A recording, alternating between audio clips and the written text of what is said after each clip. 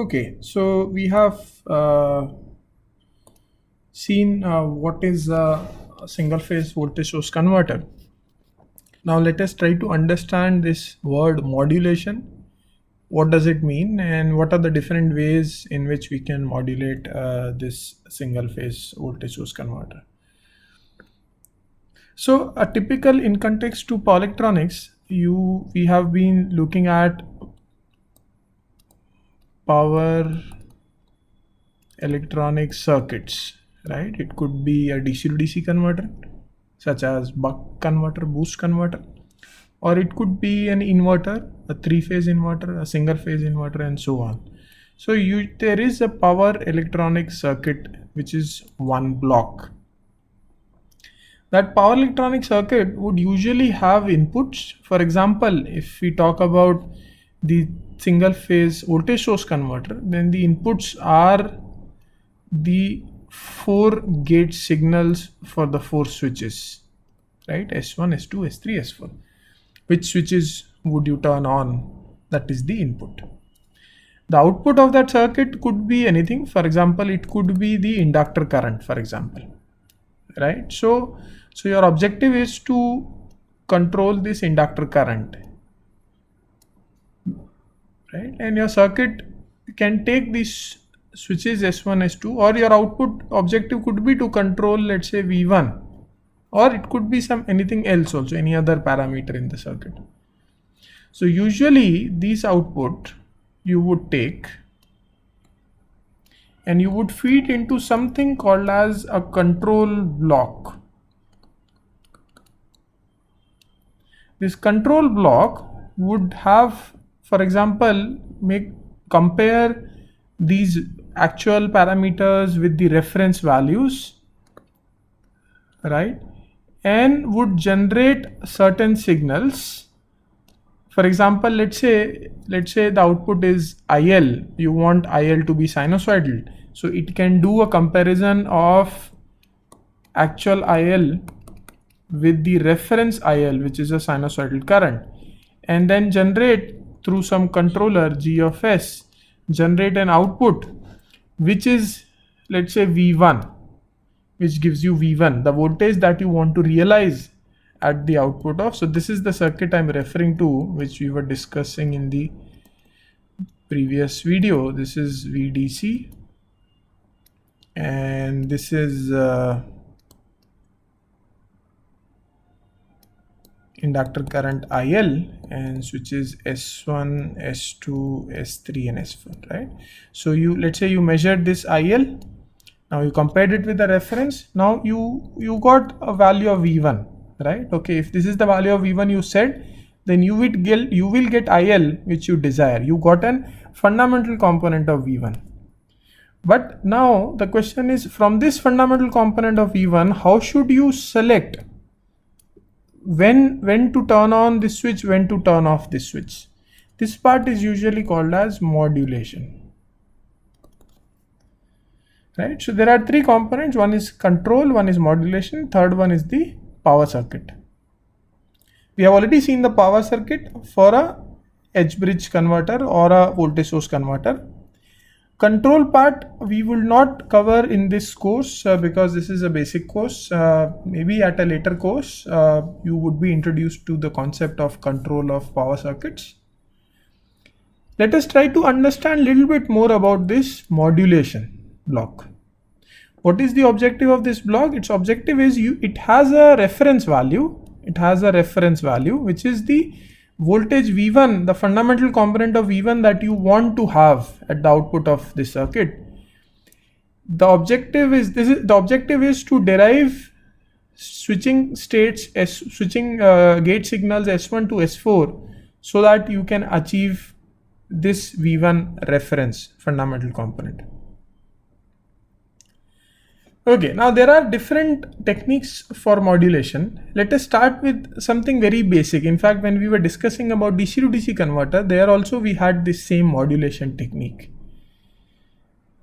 The technique is, so let me draw how we achieve that. So let me draw, let's say this is V1 reference, which is the reference for the fundamental component in V1, and this negative thing is a carrier which has a frequency of Fs,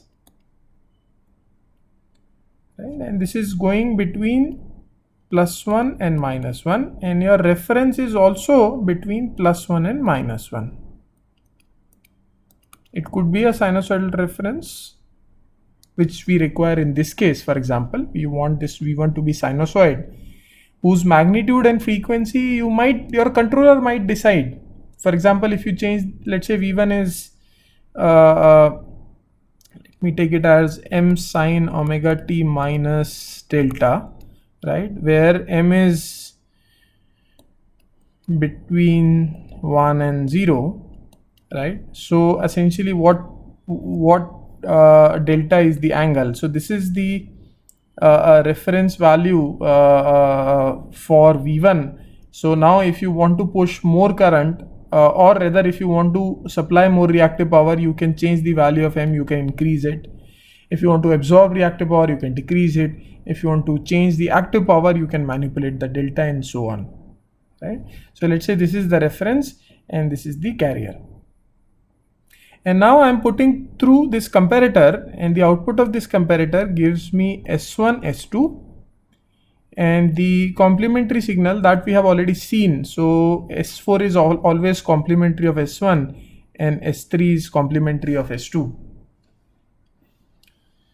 Because in a leg, if you turn on both switches, then it will be a short circuit. So you cannot do that. So this is nothing but one of the modulation scheme, right? With the comparator, you have a reference value, you have a carrier, and you generate gate signals. How does it work? Let's say we assume that our switching frequency is much greater than the fundamental frequency. So fundamental frequency is this frequency, which is the fundamental frequency. So switching frequency is much greater than fundamental frequency. So let me pick up one snapshot of TS, which is 1 by Fs. How does the carrier look like? This is how the carrier waveform look like in this snapshot. And you have a reference value. This is the reference value, let's say, which is V1 ref. So I've drawn it flat instead of sinusoidal because of the assumption that my switching frequency is much higher than the fundamental. So within a switching period, the fundamental voltage does not change much, right? So therefore I have drawn V1 reference as a flat value. It obviously changes as you move along in the time axis slowly, but within a switching cycle you can assume it to be almost constant. And this is between -1 and this is +1. From this we can draw what happens to switch S1 and S2 and S3 and S4. So let's say I draw about or rather I can just write it down. For example, now if you see the first period, in this first period your reference is greater than the carrier, and therefore reference is greater than the carrier, and therefore S1 and S2 will be on. So S1, S2 are on. In the second period, a reference has become less than the carrier, and therefore S3, S4 are on. And the last period again S1 and S2 are on. If you try to draw what is V1 based on these switching signals, so we understand when S1 and S2 are on, V1 is equal to VDC. When S3 and S4 are on, V1 is equal to minus VDC. Again, when S1 and S2 are on, V1 is equal to VDC. This is how V1 looks like within this single switching period. What is the average value? What is the, as we have seen that V1 would obviously be looking like oscillatory between VDC, minus VDC and 0. What is the average value of V1 over a switching period? V1 average over a switching period. So it's nothing but equal to, let me define some instance here. So let's say this is t equal to 0, this is t equal to t1, right? And everything is symmetric about this t by 2 period, right? So I can write what is the average value. It is VDC into t1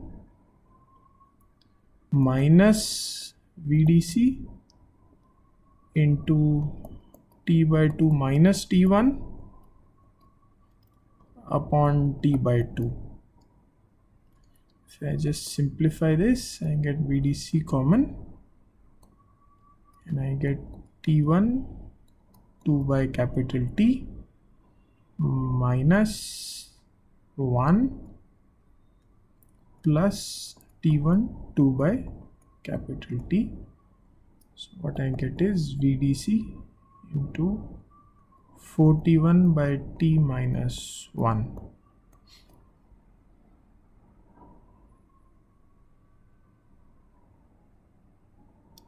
You can quickly check if what we have got is correct. So if, for instance, if the reference is 0, that means t1 value would be the intersection point between reference and carrier, which will also be 0, and therefore the average value would be equal to minus VDC. If t1 is equal to capital T by 2, that means that V1 reference was equal to 1. That means V1 will be just positive always, right? And again, if you substitute t1 is equal to capital T by 2, you will get plus VDC. So this formula sounds fine. Now so we have expressed the average value of V1 in terms of this parameter which we introduced, which was t1. Can I express t1 in terms of, so what is t1? T1 is the instant where the reference value is intersecting with this carrier. So can I write t1 in terms of the reference value, right? So you can see that this triangle and this triangle, using these two triangles, I can write that t1 upon t by 2, which is the horizontal width of each of the triangle, starting from the smaller triangle, is equal to V1 ref minus 1, which is the vertical height of this small triangle, upon 1 minus 1, which is the vertical height of the bigger triangle. Just substitute this. It says t1. I can substitute v1 ref, which was m sine of omega t minus delta plus 1 upon 2 into t by 2. Substitute this value of t1 into this expression. I will get v1 average over switching period ts is equal to vdc into m sine omega t minus delta plus 1 minus 1 average v1 over ts is equal to VDC times m sine omega t minus delta. This is the expression that we get if we do basic mathematics and we try to find the expression for average voltage in terms of the reference value.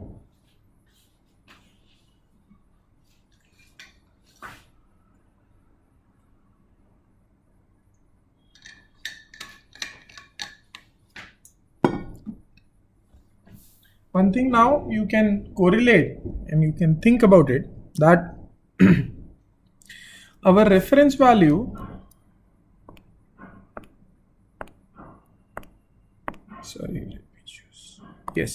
So our reference value was V1 reference, which was m sine omega t minus delta. The actual V1 voltage that we will get if I use this modulation scheme is VDC times the reference value. And therefore, what is the magnitude? The magnitude is VDC into m by root 2. This is the RMS value of fundamental component.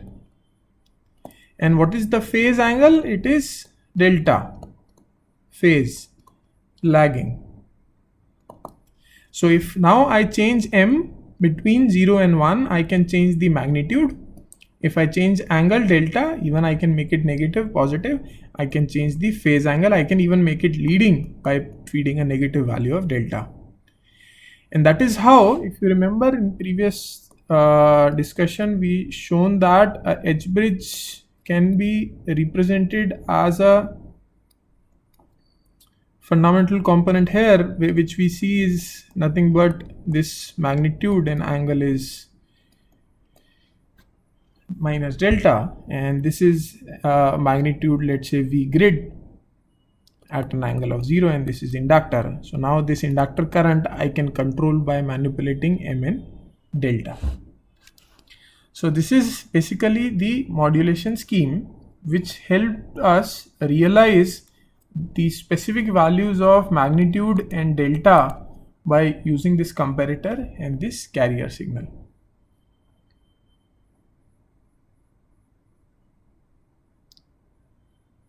This kind of modulation scheme is called as a bipolar modulation scheme.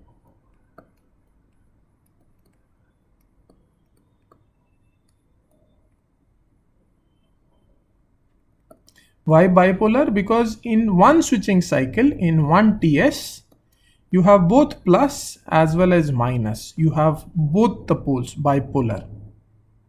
And that is the reason it's called as bipolar modulation. If there is a bipolar modulation, we also have a unipolar modulation. So now let us see how do we realize a unipolar modulation scheme. So this is one of the scheme. It's called as bipolar modulation. It is a sine triangle modulation. It's a sine triangle modulation which has bipolar, which we have seen, and which also has a unipolar. Let us see what is a unipolar scheme.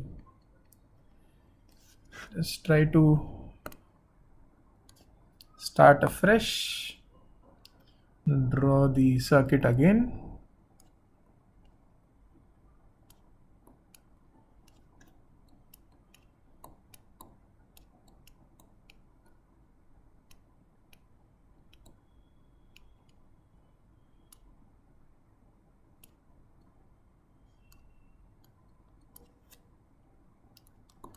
S1, S2, S3, S4, this is VDC,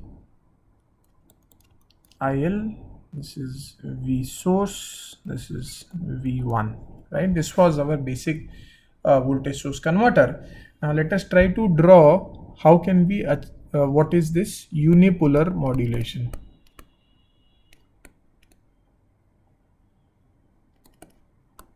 In unipolar modulation, we would be using two comparators.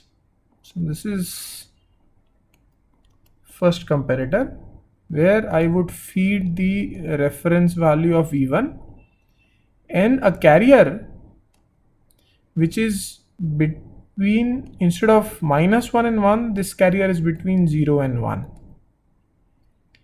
And I use another op amp where also I feed the same reference and a carrier which is between 0 and -1. So I have split the carrier into two. One is between 0 and 1, the other one is between -1 and 0. The first op amp I would use to control the first leg. So I would use it to control switch S1.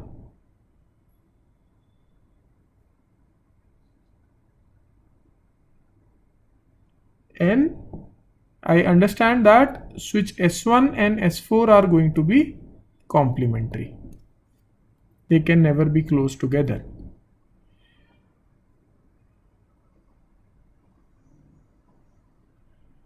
The second leg I would use to control switch S3, and the complementary would be S2.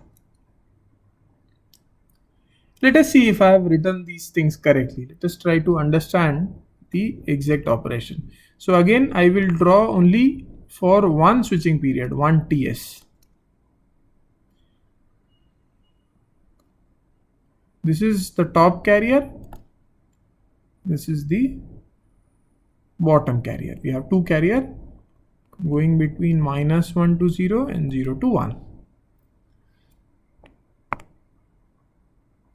Now here there are two possibilities or two scenarios. One is if V1 reference is greater than 0 or less than 0, right? Because if it is greater than 0, then it would not intersect the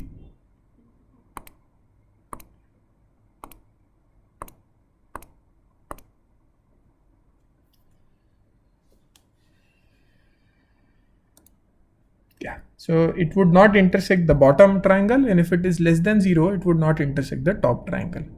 So let's say we talk about the positive half cycle to begin with. So V1 reference is greater than 0.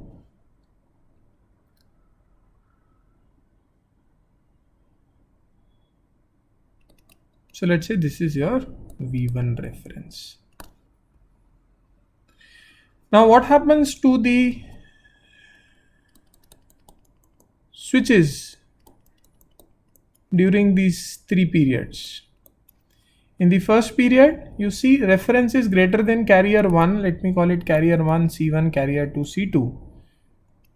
So reference is greater than both the carriers C1 and C2. So S1 and S3 will be on. You can see from the comparator triangle.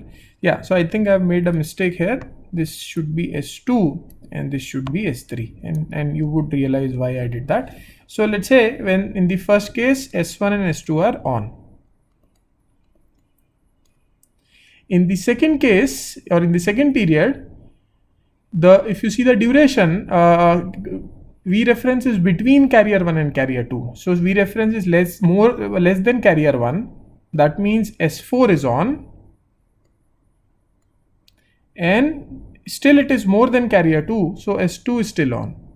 Similarly, you can write for the third part also.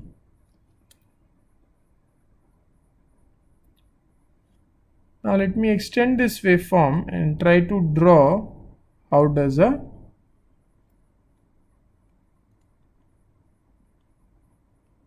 voltage waveform of V1 looks like. When S1 and S2 are on, V1 is equal to plus VDC. When S2 and S4 are on, it's 0, again plus VDC. So you see, in this case, we did not get the negative part. V1 is changing between 0 and VDC. This will happen as long as V1 reference is greater than 0. If V1 reference is less than 0, then you can repeat the full sequence. What you would see is negative.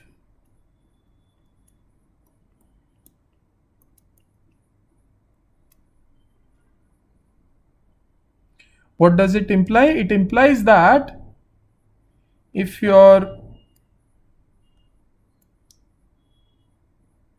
V1 reference is like sinusoidal, then you will have positive, and here you will have negative.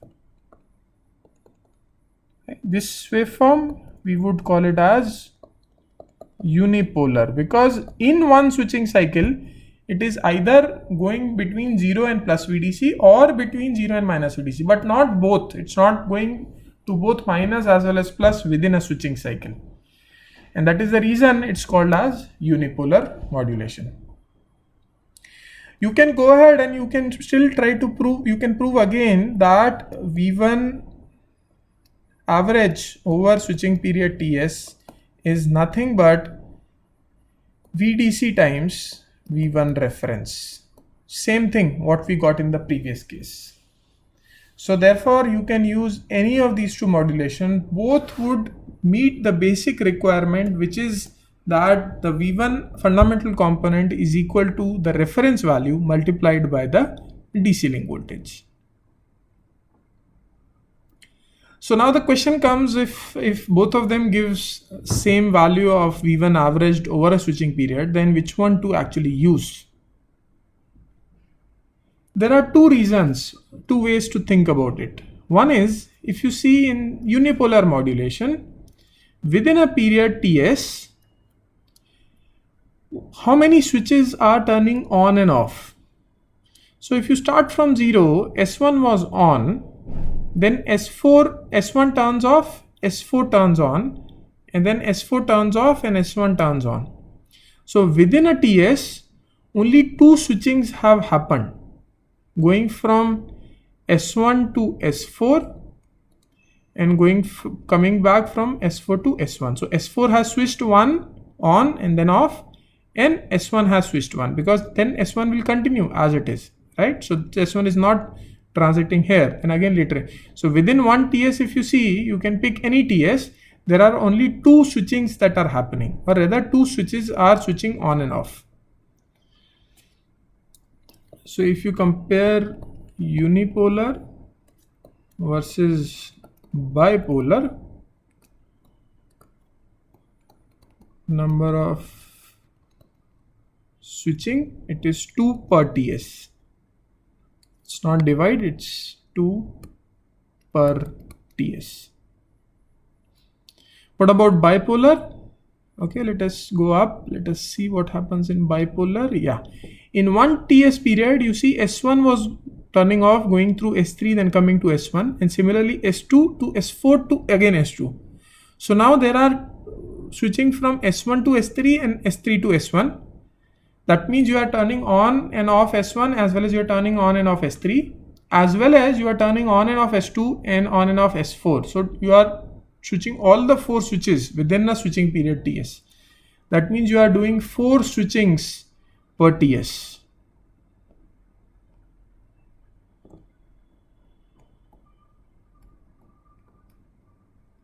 So if you are doing more switching, that means you will have more switching losses. That means you will have poor efficiency.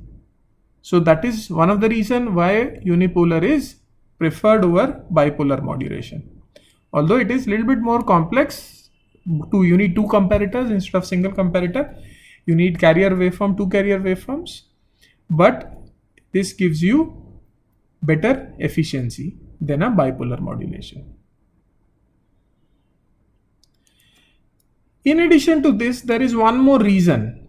If you see, in unipolar modulation, you are switching between 0 and V1, 0 and VDC. In bipolar modulation, we are switching between plus VDC and minus VDC. If you find the Fourier coefficient at switching frequency, you would see that the Fourier coefficient at switching frequency would have more magnitude here as compared to the magnitude in case of unipolar modulation. Let me explain this. So in bipolar, since you were going from minus VDC to plus VDC, here you are only going from 0 to plus VDC. The switching frequency component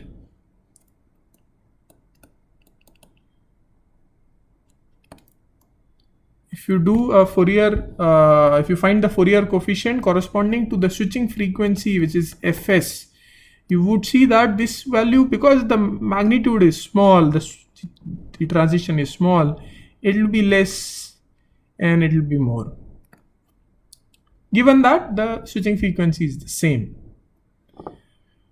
Now what does it translate to? If this is your circuit and this is the fundamental component, which is if I can still write the full expression, but let me write, this is corresponding to F0. Let's say you have something corresponding to Fs. There may be other components. Let us for the time being neglect those. Let us say this is the circuit, I can use superposition and I can show the fundamental component of the grid and the fundamental component of the inverter or the voltage source converter, and I can use superposition and draw another circuit. Since grid does not have any harmonic voltage, does not have any switching frequency voltage component, this will be short. Here you have Fs. So now if you see, if this is your IL values, IL1 is nothing but fundamental current, which would be same in both unipolar and bipolar. But if you see IL2, now because you have higher magnitude of the switching frequency component, for the same inductor you will have more high switching frequency component in IL2. What do you mean by that? That means IL2 will have more ripple and as compared to the unipolar modulation. So if you see IL ripple, that's going to be again same. It will be more here, it will be less here. If you want to make sure that ripples are the same, then you have to increase the inductor value. I'm sorry.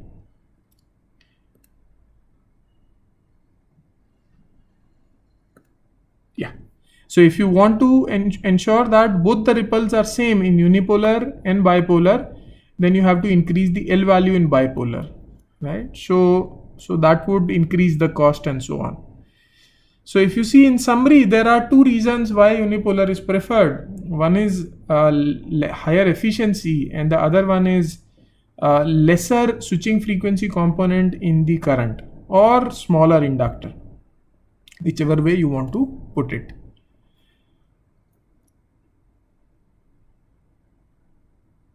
Okay, so we have in this video we learned about sine triangle modulation, and we saw that there are two sine triangle modulations, unipolar modulation and the bipolar modulation. We are talking about single phase inverters.